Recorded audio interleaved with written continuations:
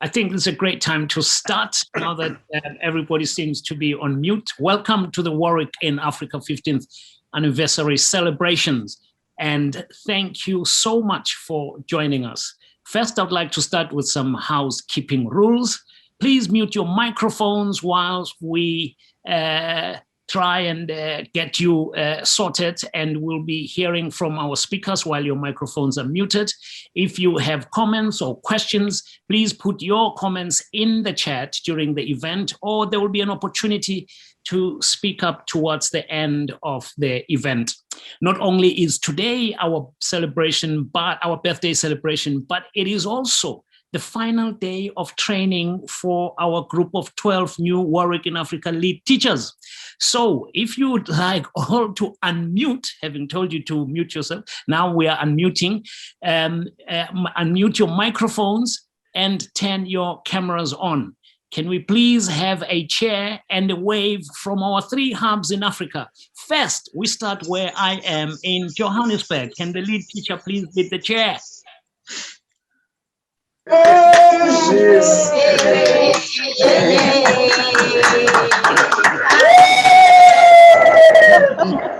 Oh, that's beautiful. And there's some illumination there. That's lovely. And now we go to West Africa in Accra, in Ghana. Cheers.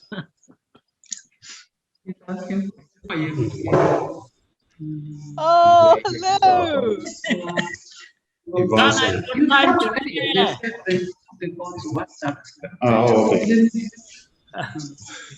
All right, and then we will then move to Dar es Salaam, and I hope that Ghana will join in that chair. Dar es Salaam, hello, cheers. Hello.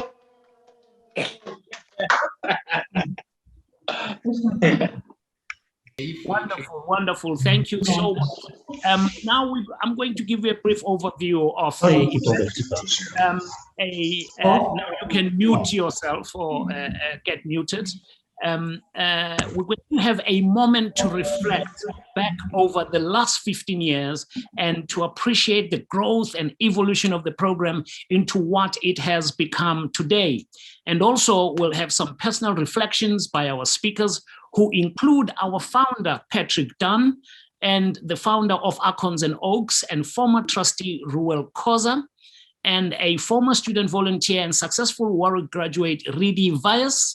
We will then hear some closing remarks from our program director, Professor Colin Sparrow, and the university's provost and longtime Warwick in Africa supporter, Professor Chris Enu, in which they will focus on the future and what it looks like for the program. First, I'll start with Patrick. Patrick is a Warwick Math and Stats alumnus and long-standing supporter of the university, who founded Warwick in Africa with Mary McGrath and Colin Sparrow back in 2006. He has extensive experience in founding and developing social enterprises with a special focus on the disadvantaged young people and education, most notably ISA, Education Sub-Saharan Africa, the Ernst & Young Foundation, which he chairs, and LEAP, Confronting Conflict. Patrick, over to you. Great, thanks, Milton. And it's wonderful to be here. And it's a wonderful moment to have arrived at. And it's impossible to have reached this point without the support of so many people who are joining us this evening. And I'm tempted to want to speak to all of you individually, directly, and also to name check you all. But that's not really that easy to do, given the great numbers that we have. One of the things the team asked me to do is to sort of share a little bit about what was the idea behind Warwick in Africa. How did it happen all those years ago? How did we get started? And the idea really came from something which I'd been very lucky to be able to support as a startup, which was the SAS program, which was called the Student Associate Scheme. And this scheme was all about helping schools local to the university who had to drop further maths A level to be able to help them to put that back on.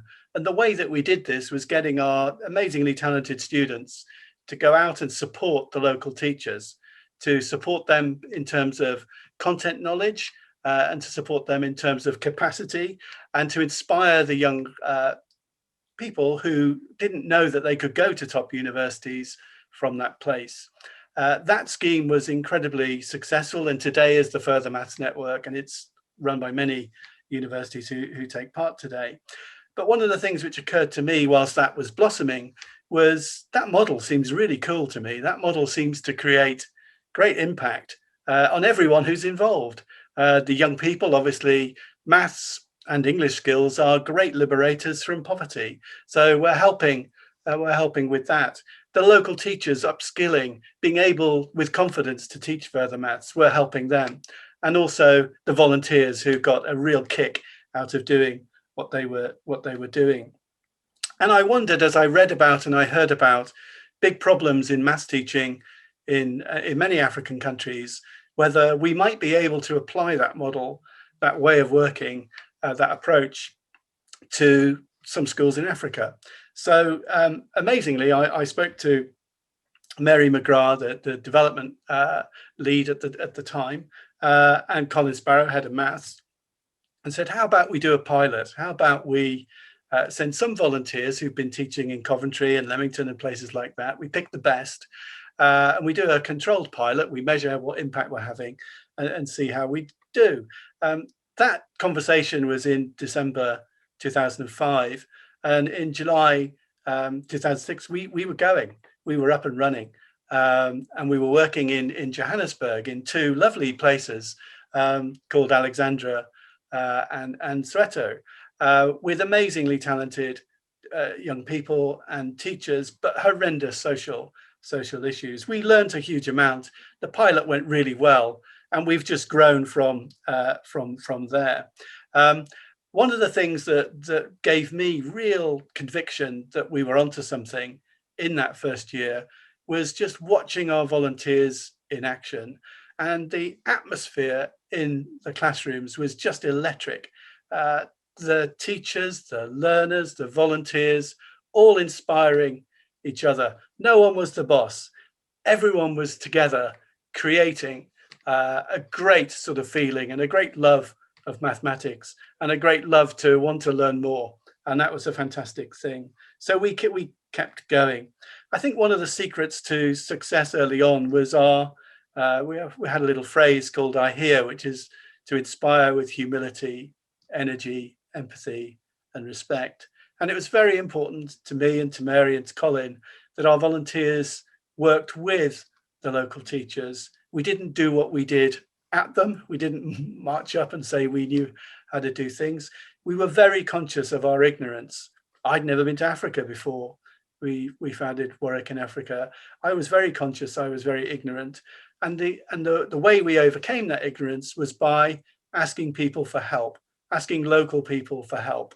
And Corinne Matthews, who you'll hear from in a video, was our first student mentor. So a local person who knew their way around the townships, who could guide our students. And he's still doing that 15 years on, which is just an incredible thing to see. So we asked for help. We've grown a lot, and you'll hear the numbers later. But there are three things that we really do. One was the thing we did right at the start, and we've just grown and we've learned how to do that better and better.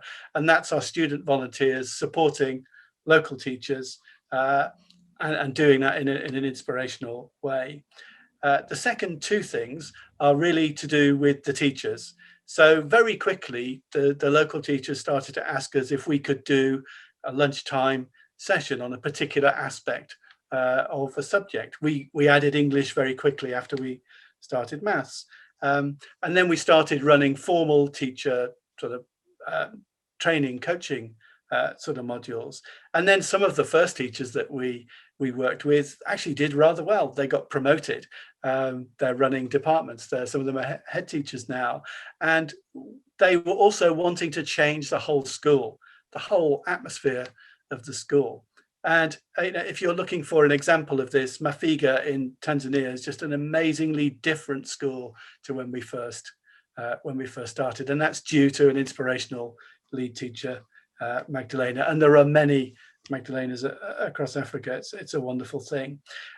One of the other things that's been great is the way we've constantly innovated, and that innovation has really come from the children.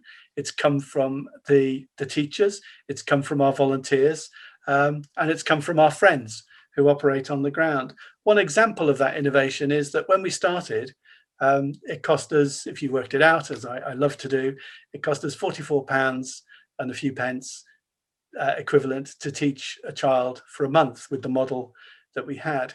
Just before COVID, we were able to do that for less than £10 a month. So today we can teach 4.5 times the number of children for the same amount of money. That's proper innovation. That's not sort of fancy innovation. That's making a difference in a big way. The numbers everybody talks about, and you know, the team has achieved enormously good things in that front. But the thing that I really probably value more than anything else is twinkle. What do I mean by twinkle?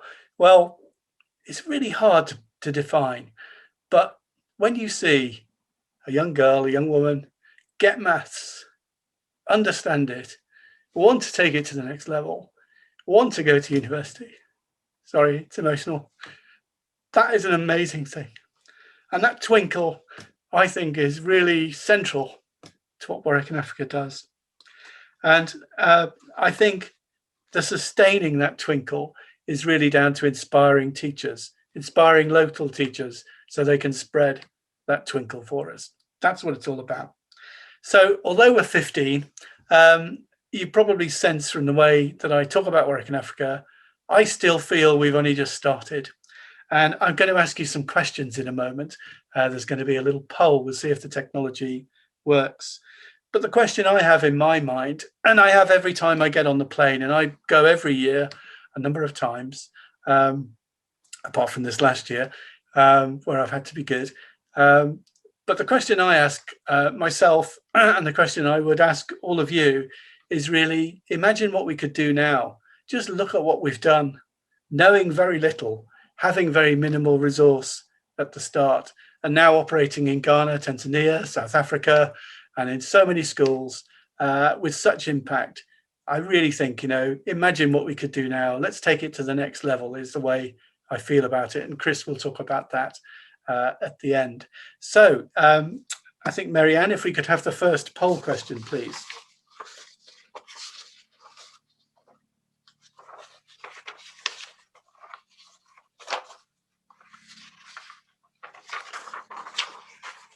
So, how many learners have our student volunteers worked with directly? So this is just the children that we've taught directly in the classrooms over the last 15 years.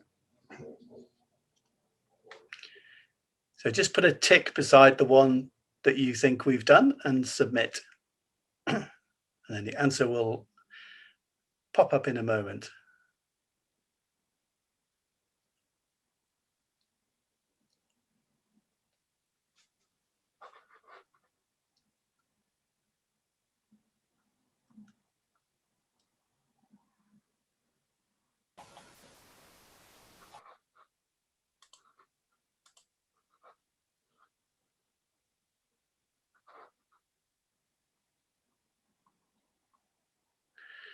Well, I'm very glad to say that you're mostly right, 55% right.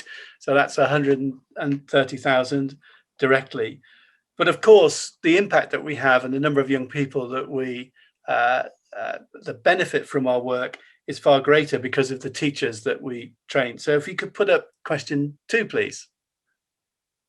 So how many teachers have received training as part of the Warwick in Africa program over the last 15 years?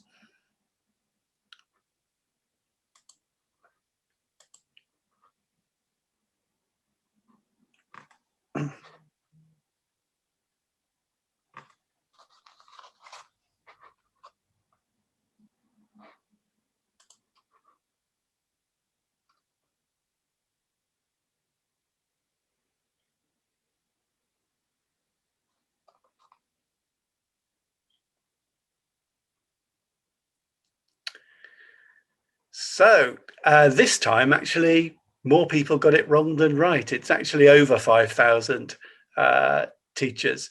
And if you think of the class sizes and you think of where we work, so therefore the combined impact that we have is clearly very, very considerable. Now, the last question is not really a sort of multiple choice thing, which for this dyslexic like me, this is good. We won't put the thing in the wrong thing. But how many student volunteers have traveled to Africa with the program in the last 15 years?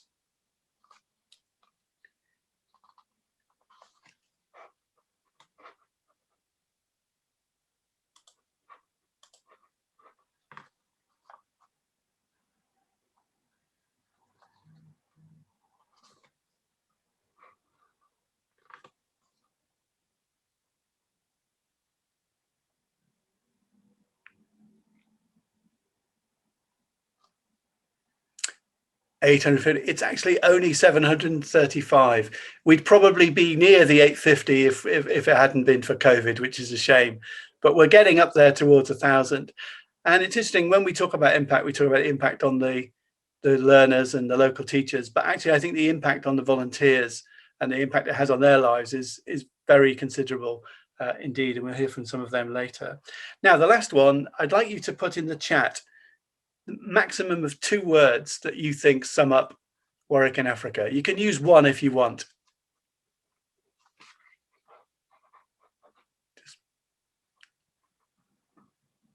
Just put them in the chat. Transformational, twinkle, connections, the best, making change, impactful, dedicating, inspiring, meaningful, rewarding, life-changing, challenging, inspiring. Fantastic. I'm so glad no one thought it was rubbish. That was really good. Transformational, game-changing. Fantastic. So thank you very much. There's a lot of really fantastic people to speak this evening. I was so privileged to speak to you and really to thank you all so much. Thank you. Thank you very much, Patrick. That was really powerful and memorable. Thank you so very much. We now move on to our second speaker. Dr. Ruel Koza is a Warwick graduate, having completed an engineering doctorate at the University of Warwick in 2006 and received an honorary doctorate from Warwick in 2020. He's an esteemed thought leader and businessman. Dr. Koza has been at the helm of numerous institutions, serving as a chair and director over the years. Dr. Koza is passionate about education and inspiring young people, and has been involved in several philanthropic initiatives, building Akons to Oaks Comprehensive School in his hometown of Bushbuckridge in Mpumalanga, and devoting time to supporting Warwick in Africa as one of the trustees for the Friends of the University of Warwick in South Africa Trust. It's been a great pleasure and honor to work with Dr. Koza in South Africa, and we are delighted to welcome him today for the 15th anniversary celebrations. Dr. Koza. Well, thank you very much. May I take this opportunity to thank our host, Mr. Milton Gosi, and thank you very much for the kind words of introduction. I would also like to take the opportunity to thank Natalie Lloyd for coordinating this 15th anniversary celebration of Warwick in Africa project so professionally. We are most obliged, Natalie, and it's been delightful working with you. Perhaps I should also pay a brief tribute to the late Professor Lord Kumi Bhattacharya, a humanist, entrepreneur, academic, and business statesman, without whom I, in all probability, would not be a proud alumnus of Warwick University with a business engineering doctorate and an LLD honoris causa. Such a proud alumnus. I am delighted to join you all, my brethren from Ghana and Tanzania, as well as my adopted brethren from the UK. in celebration of the 15th anniversary of Warwick in Africa. For the wonderful work of Warwick in Africa, we owe Mr. Patrick Dunn a profound debt of gratitude for his great vision all those 15 years ago. Patrick, thank you too for dedication and diligence in rendering real that vision, because there are many who have visions and they wind up as illusions. But yours has actually taken root and has delivered so wonderfully over the past 15 years. Your colleague, co-founder, Professor Colin Sparrow, a wonderful mathematician of whom we're very, very proud, actually, perhaps worldwide, but very much so in Africa. Africa and South Africa, in large measure, wish I could talk very, very adequately about my brothers and sisters in Ghana and Tanzania, but I want to believe that their experience has been similar to ours. But South Africa, in large measure, benefited a great deal from the Warwick in Africa project. Schools in Soweto, Limpopo, and Mpumalanga benefited so much. May I use the school Icons to Ooks as an illustration of what it is I am talking about. For the 5 years or so that the school has been associated with the project, the pass rate in matric, which is your O-level, A-level, I think if you are British, the pass rate improved from around 60 to above 90% consistently. For 2 of those years, Icons to Ooks produced the best student in the Mpumalanga province. In 2018, that best student had a 94% aggregate with 100% pass in mathematics and science. And in 2020, the best student had a 92% aggregate with a pass rate north of 90 overall. That was virtually unheard of at any school in Mpumalanga. And we want to thank Patrick for your vision. We want to thank all of those wonderful senior students that have come to help us improve the performance at this particular school. I bet the schools in Soweto, in Alexander, in Limpopo, would actually tell similar sterling results and have a great deal to thank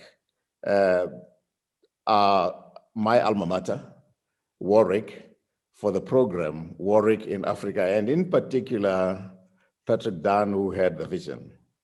In both instances at this particular school with the outstanding results that I've mentioned about the 2 students, the 2 students got admitted to do actuarial science in Cape Town and University of Cape Town. Historically, there were those who tended to believe that you cannot be black, brilliant, numerate, and literate. Now that particular stereotype has been blown to smithereens. Thanks for your intervention as the Warwick in Africa program. There is now a scramble for space at Icons to Ooks High School. For Warwick in Africa's philanthropic intervention at this particular school and the schools in the other provinces and the rest of Africa, our gratitude knows no limits. My own pride from association with Warwick University and the Warwick in Africa project, my own pride defies limits. May Warwick in Africa's marvelous work proceed apace. God bless this wonderful institution. I thank you.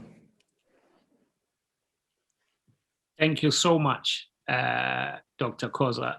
This has been fantastic, and your words are exactly how we all feel about the program here in South Africa, and I certainly believe across the continent. I am now going to take us to a video so that we can listen to the inspirational, more inspirational words. And the video will show us a reflection of the last 15 years of the Warwick in Africa program. Enjoy.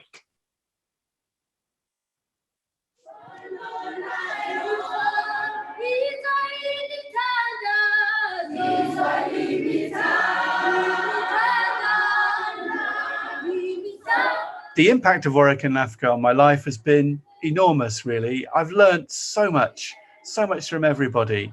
I've learned that you can't just stand by and let injustice happen. You can actually do something. Maths and English are amazing liberators from poverty. They're also fantastic empowerers of people. People can change their own lives if they have these skills. They can get a job, they can influence others, and they can teach others. It's been amazing to see that. I've learned so much. So it gave me huge pleasure many, many years ago when Patrick Dunn asked me to play just a tiny, weeny part in setting up Warwick in Africa. And that was, I'm just looking at my notes actually, it was in 2006 when a few Warwick students set out in what was then a small volunteering project with the aim of teaching English and maths in a South African school. The impact that Warwick in Africa has had on my life is that people of different color and race come into schools and present a world of love, acceptance, and hope through teaching.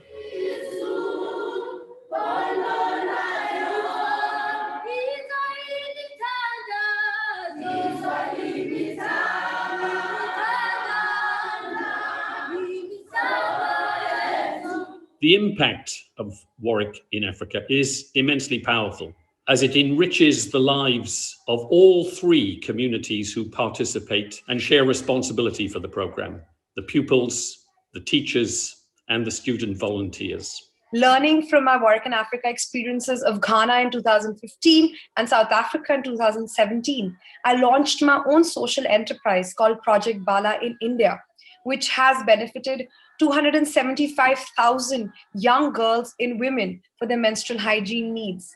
In fact, we also managed to send some of our products and solutions back to Ghana and a few schools in Tanzania, where the original ideas actually came from.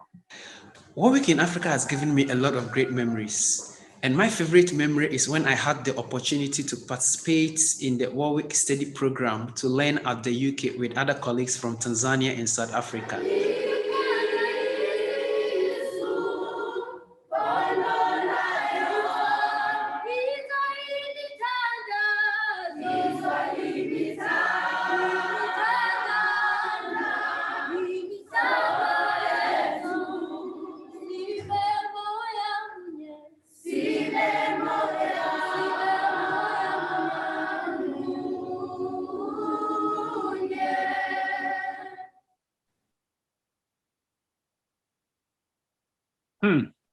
So there you have it.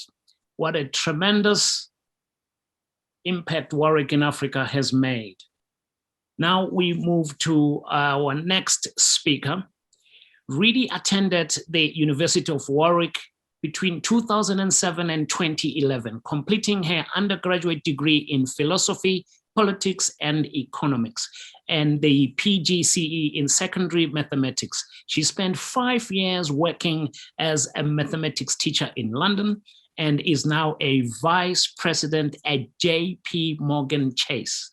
She has participated in Warwick in Africa 4 times from 2009 to 2013, teaching in Alexandra Township and Limpopo in South Africa, which is the northernmost province, including Accra and Agona in Ghana. Ladies and gentlemen, please help me welcome Ridi Vyas. Hi, thank you. That was amazing. Thank you. I love the video. So hi, I'm so happy to be able to speak at this event on the 15th anniversary of Warwick in Africa. I just wanted to share that I first came across Warwick in Africa during my second year in 2009. It was about midnight and I was studying at the Learning Grid, which is now called University House. So I was walking around thinking, oh, I need to apply for a summer internship. I need to go into finance. I need to work in a bank. This is something I should think about. And then there were a few leaflets scattered around on one of the tables. And it said, oh, do you want to go and spend the summer teaching in Africa? And I picked it up and I thought, oh my God, who would want to be a teacher? That sounds awful, dealing with children and just not for me.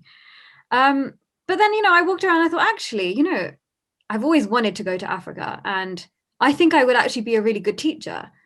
And I'm quite okay at maths. I think this would be a good idea, and actually for the first time in my life, maybe I can help someone and maybe I can, make a difference. I probably won't make a difference in my whole life. So maybe this would be a good opportunity. So I interviewed just thinking, okay, you know what? I'll look nice in my CV at some point saying I did this. So I interviewed and they put us in groups and they made us do this thing where we had to build like a tall tower out of straws or something. I don't know if you still do that. And I was very happy that I got selected in the end to go to Alexandria in South Africa. And at that point, Warwick in Africa had been running for 3 years. So that one small moment in the university house, that the impact of that one small moment ended up being so vast that I ended up taking part in the program 4 times. We extended up to Limpopo, and then I went to Ghana as well a few years later. So as I think back now, what I'm sure everyone on this call will remember so clearly about our time in Africa will be the students in their wonderful, crisp uniforms. I remember standing at the front in front of the blackboard with them screaming answers at me when I would put up an incorrect one on the board on purpose. And they were just desperate to show me that they knew the answers and they were so excited about competing with each other and just wanting to show off their work. I remember there was a group of girls who taught me how to dance at lunch, and a young student called Godfrey who would chase me down between lessons, saying, can you explain solving equations again? And it was the first time I realized that children all around the world are all the same. They all talk about the person they fancy, or they all want to achieve a good mark, and they all have the same struggles with fractions. So what ended up happening to me was, this financial grad scheme that I wanted. I moved away from that and I applied for the PGC and I qualified as a maths teacher, and I ended up teaching maths in London for 5 years. And then, I moved to JP Morgan afterwards, and I'm there now. But what's very fascinating is that even now it's been 10 years, but the Warwick in Africa experience is still on my CV. And I've been in interviews recently where I am asked, why did you move careers? What happened? You did 5 years in teaching after you graduated. You're now wanting to work in a bank. You then work in a bank. What happened? And what I always say is that I took part in a program that I thought would just be one cool summer experience. But it ended up showing me how much I liked working with children and how much joy I felt when I explained something that a young student understood, and patience for when they didn't. And I learned how children developed and how my subject can be broken down in a way that builds long-term understanding. And I learned that through the teachers that I met in this program. They were the first time I was exposed to real professional teachers, and that was where it all started, that I started looking at them and thinking, oh, how are they getting these children to understand? They're in a classroom that is full with loads of excited students. How are they doing this? And it was a learning experience both ways, I think. So what I took from that was that the experience was so much broader than I thought it would be. In 2010, for example, there was a massive teachers' strike, and my group and I ended up setting up a summer school in a community hall with all the students from 7 different schools coming, and we were all teaching about 100 students at a time.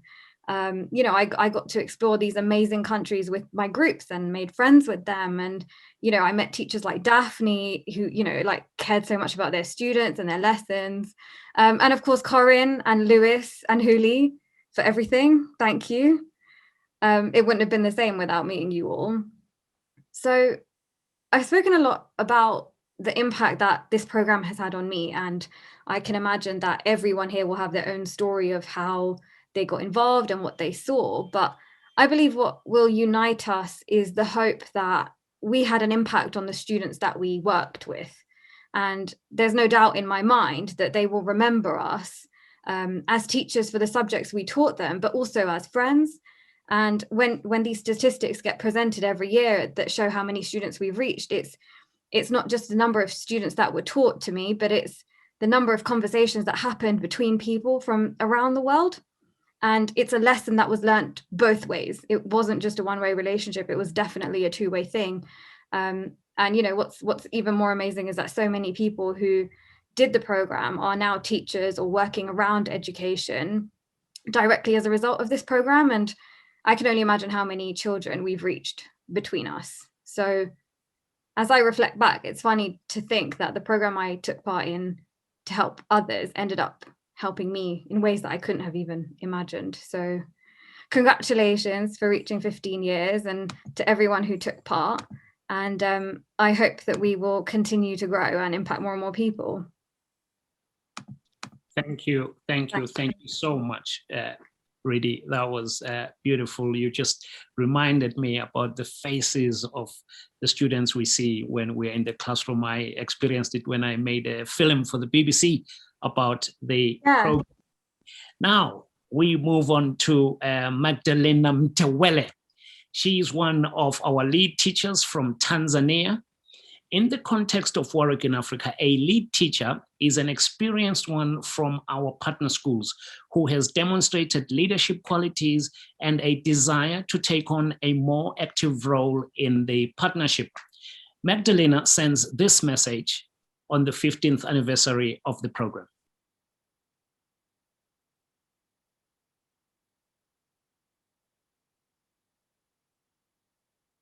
Hello, my name is Magdalena Mtewele, a Warwick in Africa lead teacher from Mafige Secondary School in Morogoro, Tanzania. As we are celebrating 15th anniversary of the program, I would love to share with you my favorite Warwick in Africa memory, which was in 2016 when I attended the study program at the Warwick University in England. That marked the stepping stone of my career achievement. This program has had impact in so many angles of my life, such as professional development, because I'm not the same teacher I was before I met Warwick in Africa. My teaching has improved. I learned different techniques of solving classroom and community problems. Apart from that, Warwick in Africa develops my confidence because I couldn't stand in front of mass up until I met Warwick in Africa mentors who shaped me to navigate this challenge. Moreover, the program widening up my connections through lead teachers annual conference and local workshops. Lastly, the program exposed me into international culture since it operates in 3 African countries, that is Ghana, South Africa, and Tanzania, where I interacted with mentor and the fellow lead teachers from those countries. Generally, Warwick in Africa has become a ladder of my success because it enriched my career to further level by participating Fulbright Tea of 2021 at University of North Carolina, Wilmington in the United States of America. Asante sana Warwick in Africa. Asante sana Warwick in Africa. Those are the words from Magdalena. Asante sana is thank you in the East African language of Kiswahili. We in the South here, the Zulus say Siyabonga Gakulu Warwick in Africa. And now we move to our next speaker. Colin is a professor in the Warwick Mathematics Institute, where he was head of department between 2005 and 2018. He was involved with the startup of Warwick in Africa, as you heard earlier, which began by sending only 12 student volunteers from the mathematics department to Johannesburg for a 2-week visit in 2006. And look at where we are now. Colin is currently the academic director, the current academic director for the Doctoral College in Warwick, and has been director of the program since 2013. Professor Colin Sparrow, the floor is yours. Milton, thank you.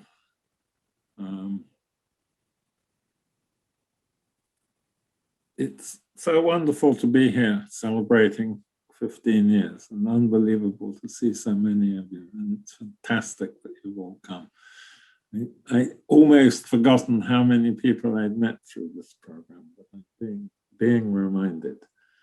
Of course, it's a very weird time to be talking about a program which so fundamentally involves a certain amount of travel between one continent and another.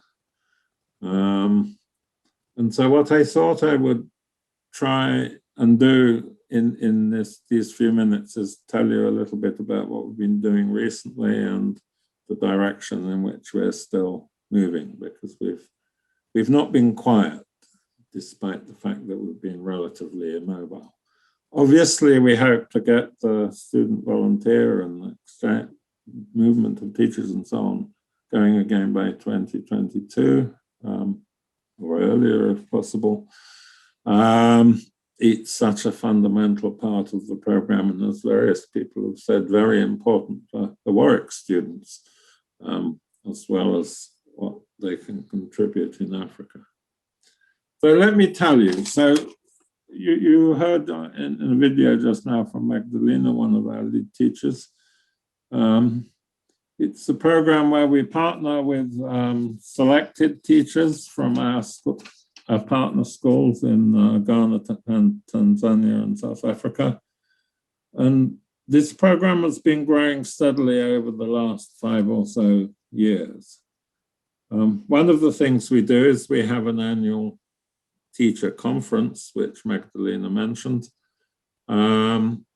somewhere in Africa. The first one was in Dar es Salaam in 2017.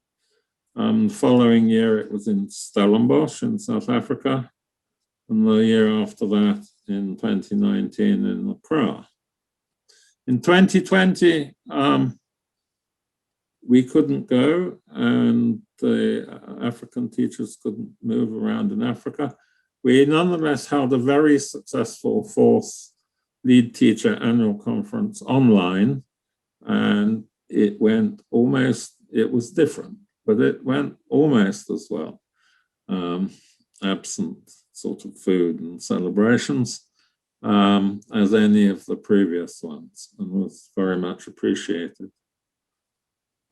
The other change in the way the program operates, connected with lead teachers, is increasingly the lead teachers are being encouraged and trained and supported to run regional teacher training workshops in Africa. And this partly accounts for the fact that we're able still to reach many teachers more than we can bring directly to Warwick or otherwise train ourselves. And for the future, we're definitely committed to growing and supporting the fantastic network of lead teachers, which is now 30 plus, giving them the support that they need to support their colleagues and hence benefit the learners in the schools all around the ones we partner with. The second element that's already been mentioned is to mention the Warwick Study Program. That's been going for rather a long time and has always involved bringing 10 or more teachers over for a couple of weeks to Warwick. We haven't been able to do that, but as you've gathered, This year, the study program has happened. It's just finishing today. This very afternoon, we had the final session of that.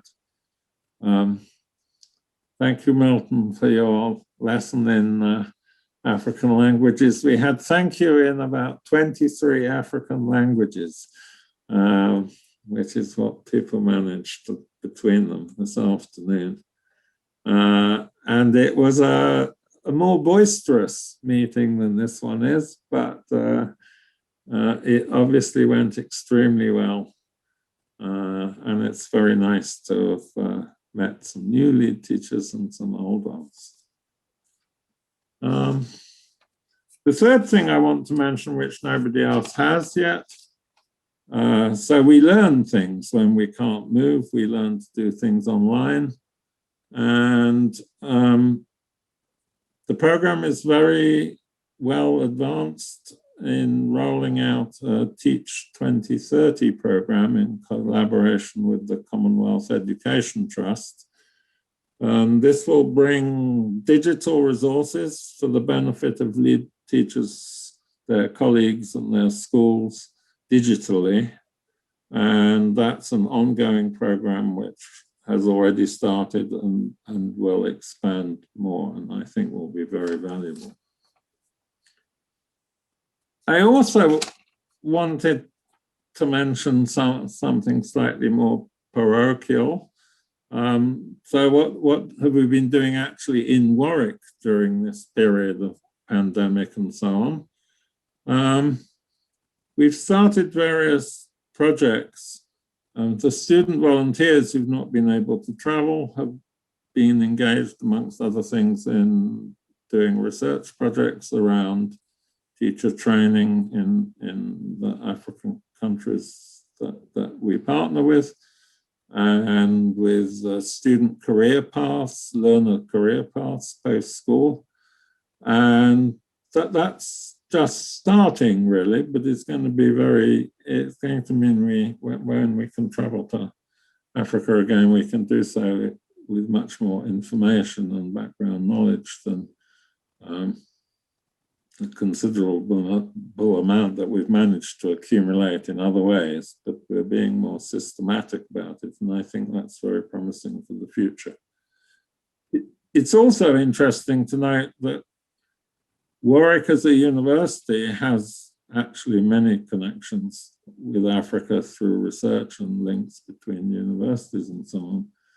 And one of the things that's happened in this interim period is that is beginning to come together, and Warwick has just appointed internally for the first time some academic directors with responsibility for building connections with Africa. And we're very excited to see how that will develop going beyond Warwick in Africa. Another recent event is that the university has agreed some global scholarships for undergraduates and has formed a partnership with the Shinaga Association, which will mean that from 2022 onwards, there'll be up to 5 studentships available to learners from sub-Saharan Africa. So that brings me virtually to the end, except that the end, as you can imagine, I quite like to thank quite a lot of people, and I can't possibly do it after 15 years. There are too many people to thank, but I did just want to do it partly as a way of running through the scope of the program in a nice way, partly in appreciation of the time people have given to come today. Obviously, I can't mention everybody who deserves thanks, but you will see for yourselves from the list of participants that that's impossible. So nobody must be offended if I've missed somebody out. But I wanted to give an example of the scope of the audience today, really. I think there are two people here who went on the first. You've heard from one of them. Two people who are here from the first 12 students who went out to Johannesburg in 2006. There are mentors here. That's people who've been out to Africa to help with teacher workshops and so on, and also hosted visiting teachers at the Warwick Study Programme. There are a lot of existing lead teachers, not the new ones who've just been on the Warwick Study Programme, but people from previous years. You know who you are.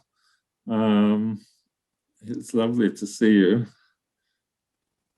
There are various heroes who have been with us from the very beginning. So Colin was one in Johannesburg. Lewis is another. Ulisani has been mentioned, who I think isn't actually here. Teresa from Accra, people who've been sort of working with the program, not in a teaching role directly, but in a support role, and the program just wouldn't have been the same and wouldn't have worked without them. There's trustees from our South African Trust, Ruel you heard from. There's another one at the meeting, Peter Hastings. We're very grateful to them. There are a great number, those of you who've been involved with the program in the past may spot one of the several sort of super organizers who actually make Warwick in Africa work. There's Mary McGrath, who was involved right from the very beginning. There's Sarah Walker, there's Rachel Mason. Currently there's Pam as well.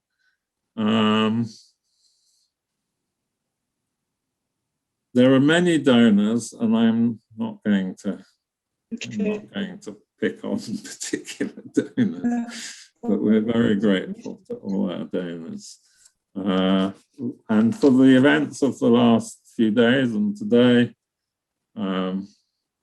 Bruce and Katrina have been running the study program brilliantly. Natalie, Marianne, Joe, Chloe have been organizing this event, and I think others. Thank you all for that. And so I just want to end by thanking you all for the time, energy, money, all the support you've given us, and to urge you to keep in touch. We've got more modern, or at least some of us have got more modern, and you can follow us on social media, and there's a new and more inclusive community platform which you're encouraged to join. And that is it until we meet again for the 20th anniversary, which will be in 5 years' time. I'm a mathematician after all. Thanks. Thank you very much, Professor Sparrow. That was inspirational. And we are going to see a compilation of special messages now for the program, and a wonderful performance by one of our partner schools of the South African National Anthem, which is known as Nkosi Sigelela i-Afrika. God bless Africa. Enjoy and look out for some familiar faces.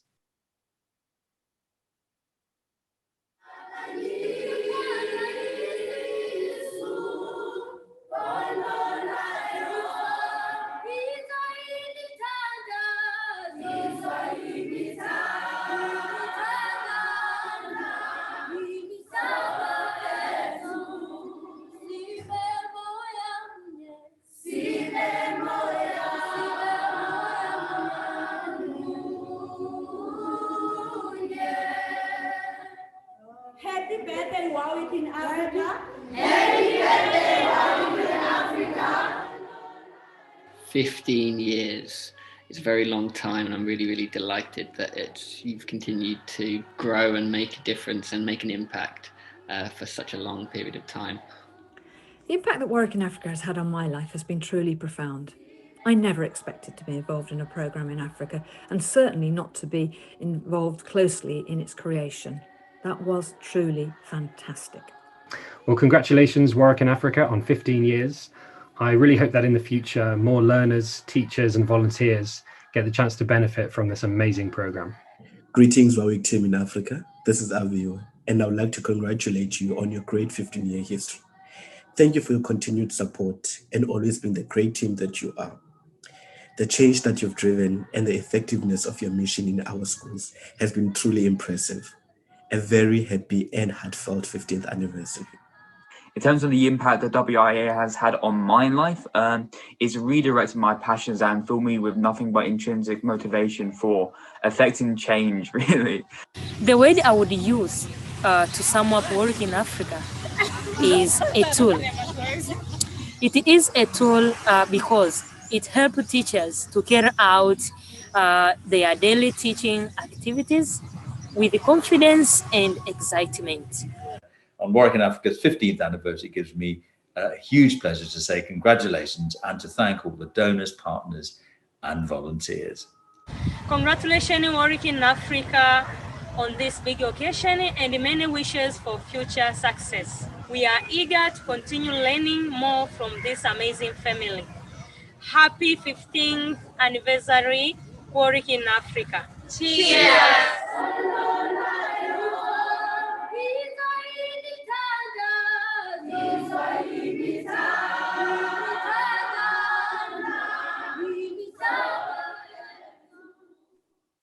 What a beautiful voice booming through there.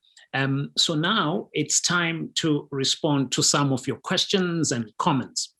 Thank you so much to everyone who's contributed. And in the chat, we're going to start with Akida and Anthony, who are going to give us their comments. But the floor is now open for your comments. If there's anyone who wants to add to those, please feel free to share. Thank you so much, Milton. Hello, everybody. My name is Akida, and I graduated from Warwick in 2013. And that's the year that I volunteered in Morogoro, Tanzania at SUA Secondary School in the maths department.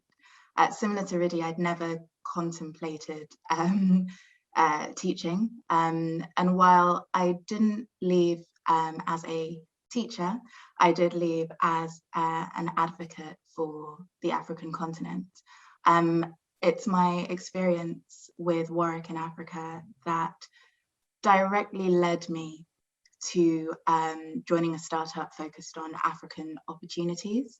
And it's while working in that organization, Move Me Back, that I returned to East Africa in 2016 and chose to go back to Morogoro and visit the school where I had volunteered. It was a fantastic experience in 2013. It was a brilliant experience in 2016. And throughout, I've been in touch with Patrick. So we've met in London. I spoke at a conference, the Warwick Africa conference, and met Patrick again there. And again, similar to Riddy, even now in interviews, so I now work at McKinsey, a global consulting firm. Even now in interviews, I'm asked about my Warwick in Africa experience. And there is so much positivity that I got, and that from the learners and teachers I'm still in touch with, that I feel they have gained from this program as well. So I'd like to echo my thanks to Patrick, the team, all of the learners, all of the teachers, all of the volunteers, everyone who makes Warwick in Africa what it is today. Thank you. And happy birthday.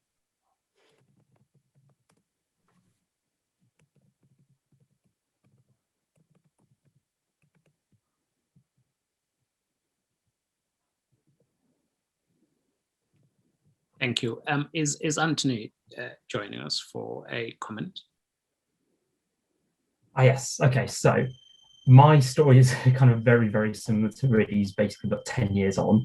So yeah, I did one evening in the library, in the Warwick Library in early 2019 when I was studying, came across an email from a certain Colin Sparrow about the programme. I read it. 2 or 3 minutes later, I was messaging friends saying, oh my gosh, we should totally do this. It's one of the best thing ever. And that was in my 4th year. And that summer, 2019, I volunteered in Mpumalanga at Acorn Stoke School, where I met Dr. Koza as well. And honestly, they're probably the best 7 weeks of my life. Well, 6 weeks, because the last week I was crying my eyes out because I had to say goodbye to everyone. So yeah, probably the best 6 weeks of my life, really. And again, I'm kind of echoing similar comments as well, because, okay, I currently work in finance, but again, this program is still on my CV. I've had to use it time and time again to kind of speak about the most passionate thing, the thing I'm most passionate about, I guess. And I've been continuing to be involved in the program in the past couple of years by, even virtually. But yeah, it's not something I'm kind of letting go anytime soon. It's something that I'm firmly part of. And I hope that as life goes on, I can kind of get more in this space, because it's something that it's kind of completely changed my goals, my career goals and everything in life, really. So I can't say thank you enough for how much this program has affected my life. And of course, happy 15th birthday, and here's to many more, hopefully. Thank you so very much, Anthony. That was brilliant. And I know so much about the tears, because I've seen over and over again how people just shed tears of joy at the end when they have to say goodbye to all their friends and teachers. We have Jane Hutton, who wants to tell us about her experience near Stellenbosch. Jane. Thank you. So I first got to know from Warwick in Africa when I sat down and Mary McGrath told me all about it. I guess you might remember that. And I went with her when we went to Dar es Salaam to do a recce for the program, and had a few adventures together. But last year in February, I was working with a colleague at the University of Cape Town. I'd got a weekend at Stellenbosch, hired a car, and I'd been out to visit a vineyard and an art gallery. I was driving back, and I saw 2 young men sitting on the roadside, and they put their fingers up. So I stopped, slowed the car down, stopped, and looked round because nobody was coming. And then this young man came up rather tentatively, and I rolled the window down and said, "Would you like a lift?" And he said, "Yes." So I said, "Well, get in with your bags." He was probably a bit surprised, because elderly white women on their own in South Africa probably don't usually stop to give lifts. In fact, that's why he didn't believe I was stopping for him. He thought I was stopping for another reason. But we chatted away, and I asked, he was going back to Cape Town to continue his studies as a teacher. And he mentioned the name of the school where he'd studied. And I said, "Did you by any chance have a visit from Warwick in Africa?" Because I'd remembered the name of the school. And so it turned out that he had, in fact, had the Warwick in Africa volunteers there. And that was one of the things that had inspired him to go and train as a teacher. And it was just such a lovely coincidence to meet a young man and give him a surprise by being an old white woman who was willing to give him a lift. Okay, thanks. Oh, brilliant. That's a lovely story. And Stellenbosch is such a beautiful place, isn't it? Do you get good wine, Jane? Did you get the red Chardonnay? Well, I did bring back the then Deputy Vice-Chancellor a bottle of Warwick First Lady wine, because I just finished as head of department, the first lady head of department in the Faculty of Science. Ah, fantastic. Thank you so much. What a brilliant story. So now I'm going to introduce to you Professor Chris Enu, who is the university's provost, a longtime supporter of the program, and the chair of the Warwick in Africa Steering Committee. Professor Enu. Milton, thank you very much. I actually feel a little bit of a fraud here, because Milton very kindly said I'm a long time supporter, and I am in so long as I can be. I've been involved with Warwick in Africa since I joined the university, but I am a bit of a newbie, having joined about 5 years ago. But I was very keen to get involved, and I was delighted to be asked to get involved, because I've had a career that's focused on the international aspects of higher education. And that's always been underpinned by a belief in the really transformational power of education. We've heard so much about that throughout the course of this evening. But it's also that recognition that education is a privilege. And with that privilege, we also have responsibilities. And that's responsibilities to share what we know, but responsibilities to continue to learn. And with that view of the world, having the chance to be involved in Warwick in Africa was a great honour for me. Because I think Warwick in Africa allows us to do all of these things. It allows us to share. It allows us to discharge that responsibility to share. And it allows us all to continue to learn. We share what we know, we share what we've learned, and we learn from each other. I think Warwick in Africa has been a huge benefit for our student volunteers because of the teaching experience, because what they learn from the teachers they work with, what they learn from the students, and what they learn from their colleagues. And I think we heard this beautifully explained earlier by Riddy. But it's also the opportunities that it provides for our partner teachers to learn from the education work that we do here at Warwick, and for them to share their knowledge with colleagues, with children.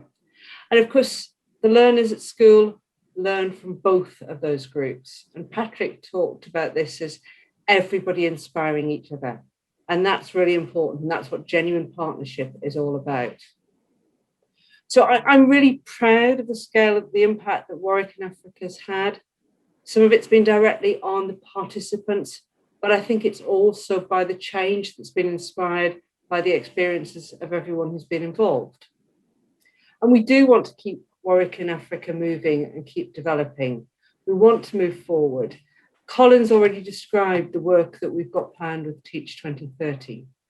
We want to grow the work we do with teachers in our partner schools, to work more broadly and to expand our country involvement. And some of that should have happened last year. One thing I feel confident about is that with everything that's been achieved over the past 15 years, I don't think a global pandemic is actually going to stop the progress that everyone has in mind. So I would like just to say a very big thank you to all of our student volunteers, to our teachers, to the learners, to all of our partners for your support over the past 15 years. It really has made a difference, and we're really looking forward to continuing to work with you. Big thank you also to everyone who's participated tonight, whether directly in person or by pre-recording something. And a special thanks, of course, to Milton for hosting and coordinating and brilliantly keeping us to time.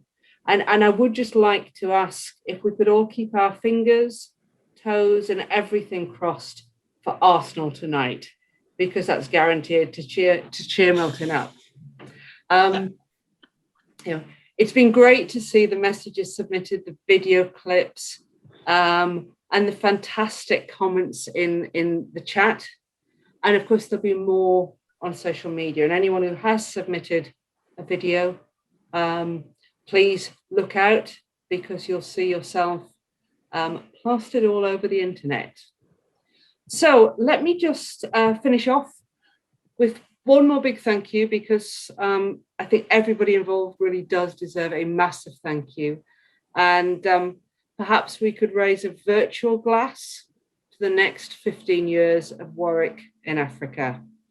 Congratulations, everybody, an amazing achievement. To Warwick in Africa. To Warwick in Africa.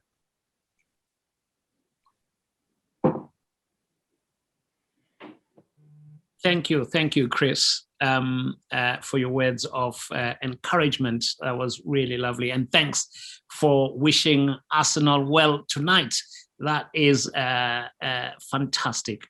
Thank you again to all our audience and speakers tonight. And now let's have a round of applause worthy of 15 years.